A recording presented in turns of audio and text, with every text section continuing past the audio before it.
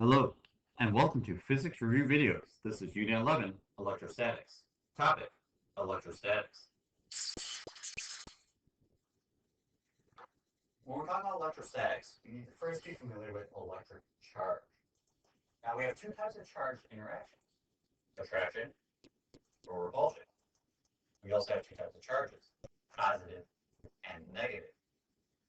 Now when we're talking about a charged object, an object becomes charged either by having an excess of protons or electrons relative to one another. A quick refresher, a proton is a positive part of the atom. An electron is a negative part of the atom.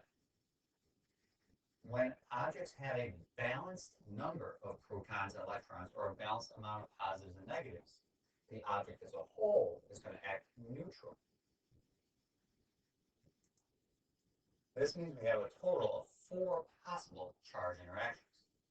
The first is opposites attract. So a positively charged object will pull a negatively charged object. Likewise, a negatively charged object will pull on a positively charged object. Similarly charged objects will repel.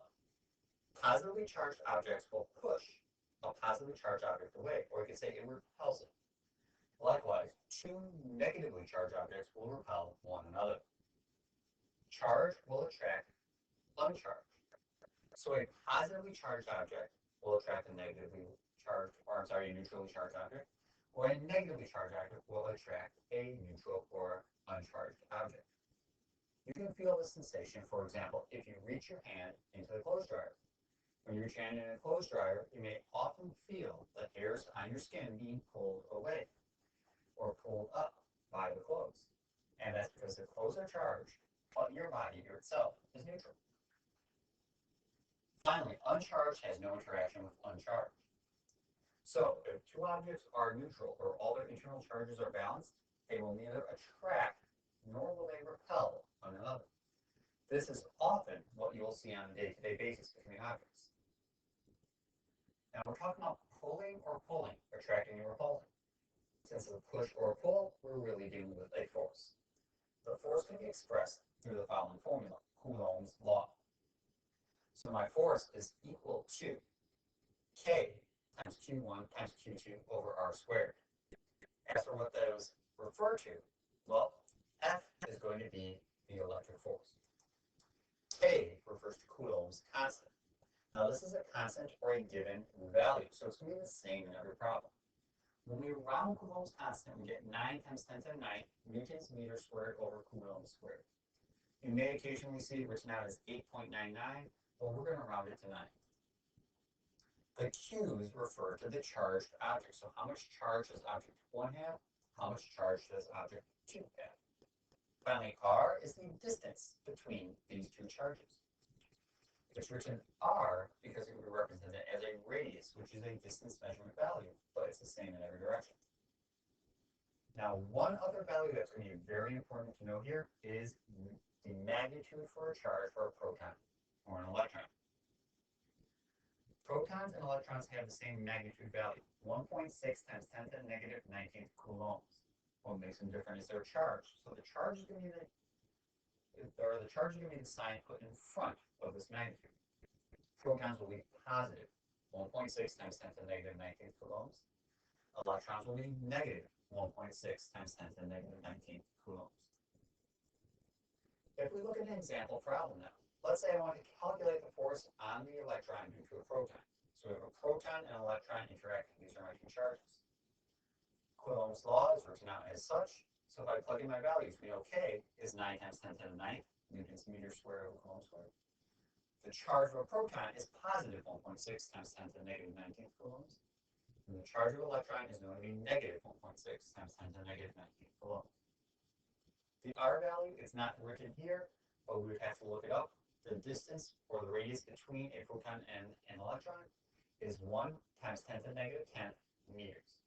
Now again, R is written as radius, but we're talking about the distance between these two objects. Now let's talk about this electric field. When I mentioned reaching your hand into the clothes dryer, you felt that pull or push on you without touching the clothes. Likewise, you can rub a balloon with a piece of fur or cloth and put it over your head, and it's going to pull your hair without touching your hair. That's because these are existing now in a field. The electric field is going to be represented by E. And we can talk about the force on a charge that sits in the electric field and represent it with the following formula. F is equal to E times Q. F is going to again stand for the force. E is going to stand for the electric field strength. And Q is the charge that sits in the field. This is what experiences the force. We can also look at some other things with the electric field. So for a qualitative description of it, the electric field is larger near a charge and it's smaller from a charge. The electric field also always points away from a positive charge and towards a negative charge. So let's say here I have a positive charge. My electric field, we can represent it with arrows here, is always going to be pointing away. Let's say I have a negative charge up here in the top left. The field is always going to point towards that. What happens if I have some of them together? Let's say I have a positive and a negative. Field lines go from a positive to a negative. Now, when we're talking about the strength of the electric field at any given location. So let's say I'm curious about how strong is the electric field at that spot, or how strong is the electric field at that spot. I'm going to be able to calculate it with this third and final electrostatics formula. E is equal to K times Q over R squared. Now, the Q in this equation is referring to whatever charge is causing the field relative to where you're at. So if I'm curious about this single positive charge and look for the electric field there, Q would be that single positive charge. So let's do a little practice here. I want to know which formula would I be using in this situation. So they give me a charge of -2 microcoulombs. All right, it's coulombs, it's a charge, I have a Q value. It's placed in a uniform electric field with a strength of 5,000 newtons per coulomb. So it's an electric field strength, I'm dealing with E. This is pointing downwards. I want to know what is the magnitude and the direction of the force experienced by this charge. So I'm looking for F. So I have an F, a E, a Q. I'm talking about the force that's being experienced by a charge. So I will be using F equals EQ in this particular problem. To start setting it up, E, we will plug in 5,000 newtons per coulomb. Q, if we look up at our Q, we have this weird mu, which stands for micro. Mu or micro is always times 10 to the -6. So I can just plug that in where it says mu. So I can say -2 times 10 to the -6 coulombs. And now I have my problem set up, and from here I can solve. Let's try looking at another problem.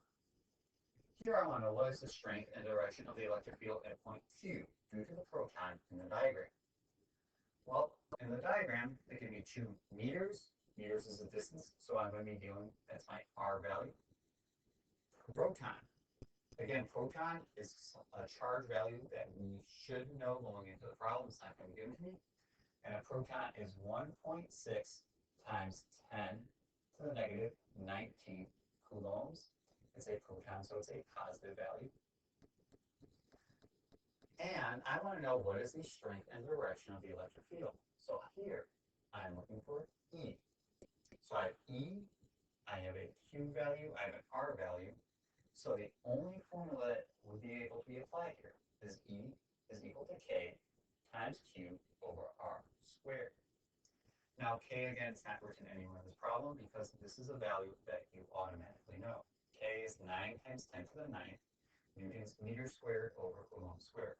From here we can plug in and solve, and that will be an example of all 3 of our formulas when dealing with electrostatics.